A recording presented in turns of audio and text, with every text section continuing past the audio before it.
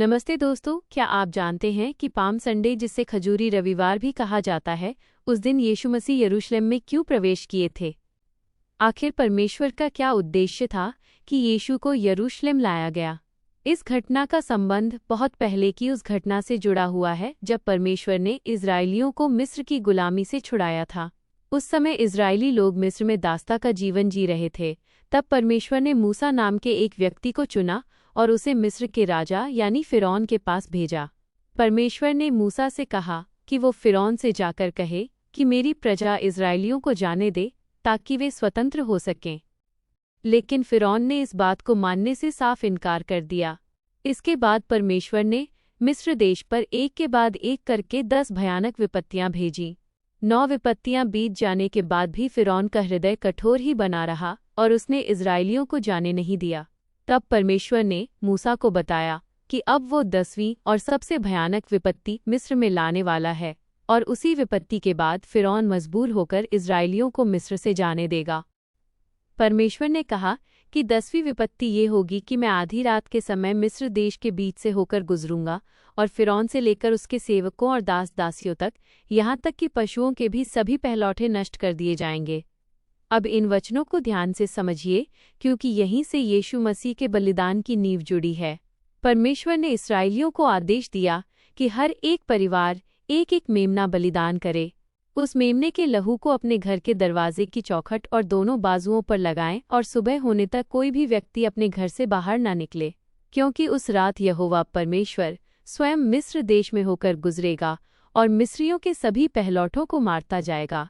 लेकिन जिस घर के द्वार पर मेमने का लहू लगा होगा, उस चिन्ह को देखकर परमेश्वर का दूत उस घर को छोड़ देगा। परमेश्वर उस घर को लांघ जाएगा, यानी वहां कोई विनाश नहीं होगा। इस प्रकार मिस्रियों के घरों में तो मृत्यु का शोक होगा, पर इस्राएलियों के घरों में उस मेमने के लहू के कारण कोई हानि नहीं होगी। फिर परमेश्वर ने इस्राएलियों से कहा कि वे इस दिन को सदा के लिए एक पर्व के रूप में मनाएं, ताकि जब आने वाली पीढ़ियां पूछें कि ये सब क्यों किया जाता है, तो वे उन्हें बताएं कि इसी दिन यहोवा ने इस्राएलियों के घरों को लांघकर मिस्रियों के पहलौठों का नाश किया था। इसी कारण इस पर्व को लांघन पर्व या फसाह का त्योहार यानी पासओवर कहा जाता है। निर्गमन अध्याय 12 में परमेश्वर मूसा से विस्तार से बताता है कि इस पर्व को किस महीने और किस दिन मनाना है। परमेश्वर ने कहा कि वर्ष के पहले महीने के 10वें दिन हर एक इस्राएली अपने अपने घर के लिए एक मेमना चुनकर लाए। फिर उस मेमने को 14वें दिन तक अपने घर में रखा जाता था और उसी दिन शाम के समय उसे बलिदान कर दिया जाता था। इसी विधि के अनुसार इस्राएल में हर वर्ष फसह का पर्व मनाया जाता रहा और उस दिन लाखों की संख्या में मेमने बलिदान किए जाते थे। इसी कारण चरवाहे पहले महीने के 10वें दिन बड़ी संख्या में मेमनों को लेकर यरूशलेम आया करते थे। लोग अपने अपने परिवार के लिए उन मेमनों को अपने घर ले जाते और कुछ दिनों बाद फसह के दिन उन्हें कुर्बान करते थे। जिस दिन चरवाहे मेमनों को यरूशलेम में लेकर आते और लोग उन्हें अपने घर ले जाते, उस दिन को मेमनों का दिन कहा जाता था। क्या आप जानते हैं कि जिस दिन पाम संडे पर यीशु मसीह ने यरूशलेम में प्रवेश किया, वही दिन मेमनों का दिन था? जब यीशु यरूशलेम में आ रहे थे, उसी समय चरवाहे भी अपने अपने मेमनों के साथ नगर में प्रवेश कर रहे थे। यूहन्ना रचित सुसमाचार अध्याय 1 के 29 में यूहन्ना बपतिस्मा देने वाले ने यीशु के विषय में कहा था कि देखो, ये परमेश्वर का मेमना है जो संसार के पापों को उठा ले जाता है। इसी कारण उस दिन का महत्व और भी गहरा हो जाता है। पाम संडे नाम इसलिए पड़ा क्योंकि लोग खजूर यानी पाम की डालियां लेकर यीशु का स्वागत कर रहे थे, लेकिन उससे पहले यहूदी लोग इस दिन को मेमनों का दिन कहा करते थे। उस दिन जहां लोग अपने अपने मेमनों को अपने घर ला रहे थे, वहीं परमेश्वर भी अपने मेमने यानी यीशु मसीह को यरूशलेम में लेकर आया। यरूशलेम में प्रवेश करते ही यीशु सीधे परमेश्वर के भवन में गए। ये ऐसा था मानो परमेश्वर अपने मेमने को अपने ही घर में ला रहा हो, और जैसे फसह के दिन उस मेमने को बलिदान किया जाता था, उसी प्रकार परमेश्वर ने भी अपने मेमने यीशु मसीह को फसह के दिन क्रूस पर चढ़ा दिया।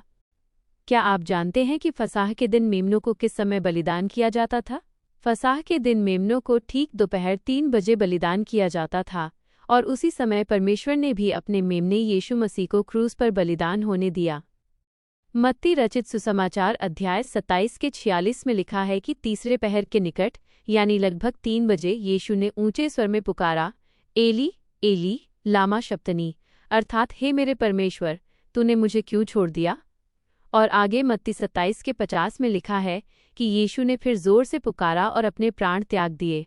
यीशु मसीह के जीवन में जो भी घटित हुआ वह सब पहले से ही परमेश्वर की योजना के अनुसार था। सैकड़ों वर्ष पहले की गई भविष्यवाणियां उनके जीवन में एक एक करके पूरी हुईं। आज तक इतिहास में ऐसा कोई दूसरा व्यक्ति नहीं हुआ जिसके जन्म से पहले ही बताया गया हो कि वह कब जन्म लेगा, कहाँ जन्म लेगा, किस प्रकार मरेगा और फिर जीवित भी हो जाएगा। दुनिया में जितने भी लोग जन्मे हैं उनके जन्म और मृत्यु के दिन तो हैं, लेकिन मृत्यु के बाद फिर से जीवित होने का दिन केवल यीशु मसीह के पास है, क्योंकि सब लोग मरे पर कोई अपने आप फिर जीवित नहीं हुआ। बाइबल स्पष्ट कहती है कि यीशु मसीह ही मार्ग, सत्य और जीवन है। ये भी सच्चाई है कि अच्छे काम करने से कोई मनुष्य महान नहीं बनता और बुरे काम करने से कोई अगले जन्म में पशु नहीं बनता। मनुष्य को इस जीवन में केवल एक ही अवसर मिलता है। इब्रानियों 9:27 में लिखा है कि मनुष्यों के लिए एक बार मरना और उसके बाद न्याय का होना निश्चित है। मृत्यु के बाद मनुष्य या तो स्वर्ग में जाएगा या फिर नरक में।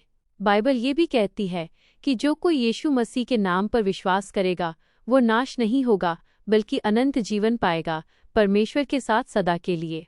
अब प्रश्न यह नहीं है कि यीशु कौन है, बल्कि यह है कि आप उन्हें अपने जीवन में स्वीकार करते हैं या नहीं। यह निर्णय हर एक व्यक्ति का अपना है। परमेश्वर ने हमें अपनी इच्छा से चुनने की स्वतंत्रता दी है। वो किसी पर अपनी इच्छा जबरदस्ती नहीं थोपता। इसी कारण इस संसार में कोई भलाई करता है और कोई बुराई, क्योंकि हर व्यक्ति को अपनी राह चुनने की छूट दी गई है। पर अंत में निर्णय आपको ही करना है कि आप किस रास्ते पर चलना चाहते हैं और आपका अनंत जीवन कहाँ होगा।